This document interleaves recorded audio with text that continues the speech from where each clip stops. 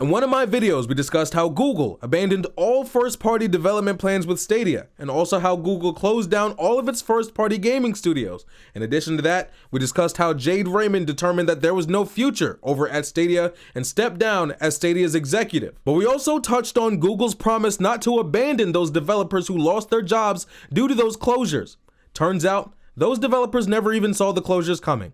Let's get into it. Developers at Google's recently formed game studios were shocked February 1st when they were notified that the studios would be shut down. Just the week prior, Google Stadia's vice president and general manager Phil Harrison sent an email to staff going on about the great progress its studios had made thus far. Mass layoffs were announced only a few days later. So before we move on to the rest of the story, let's take a look at Phil Harrison's email. And it reads here: Stadia Games and Entertainment has made great progress building a diverse and talented team and establishing a strong lineup of Stadia exclusive games. We will continue the SG&E investment envelope shortly, which will in turn inform the SG&E strategy. So it goes without saying that what Phil Harrison did here is absolutely disgusting. So one day the developers are working, doing their jobs and continuing about their day as normal, and they receive an email going on about how great things are going over at Stadia and what plans they have for the future. With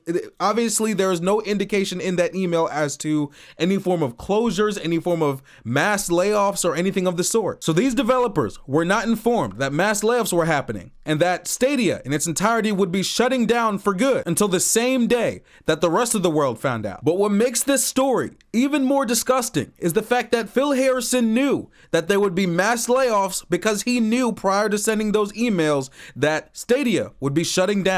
In a Q&A discussion where the Stadia boss Phil Harrison was confronted about his email from just the week before, which suggested anything but a wholesale shutdown of the studios, Harrison expressed his regret over the misleading statements made in his previous email. When asked what changed from the week prior, Harrison admitted nothing had changed and told those on the call, "We knew." Phil Harrison, you do not just get to say, "I'm sorry for the misleading statements," and move on. No, I don't understand what the purpose of hiding that information was, but by simply letting these developers, these employees of yours know that that Stadia would be shutting down soon, you would have given them a chance to prepare and brace for impact. You robbed these people of that. The article later goes on to explain that not only did these developers get the rug pulled out from underneath them and not know that the entirety of Stadia Studios was closing down for good until February 1st, like the rest of the world, they couldn't reach Phil Harrison at all to discuss anything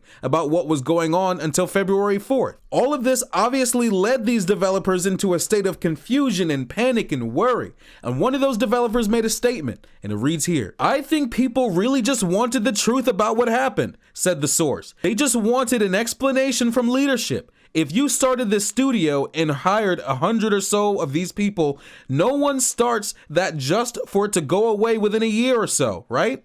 You can't make a game in that amount of time. We had multi-year reassurance and now we don't." So Phil Harrison is obviously a scumbag for not letting these developers know that the studio was closing in a reasonable amount of time. But also some of that blame goes to Google for giving these developers multi-year reassurance and then opening and closing the studios within a year. But again, unfortunately, Google has a very long track record of abandoning projects and products. And at this time, I would like to redirect your attention to a website called Killed by Google, where you can look through a long list of all the projects and products that were abandoned by Google. In Phil Harrison's blog post from February 1st, it reads here: "Over the coming months, most of the SG&E team will be moving on to new roles. We're committed to working with this talented team to find new roles and support them." Which is a statement that doesn't even sit right anymore, knowing that Phil Harrison didn't even let the developers know that the studio was closing. But I bring that statement up because later on in the article, it goes on to say that Google is having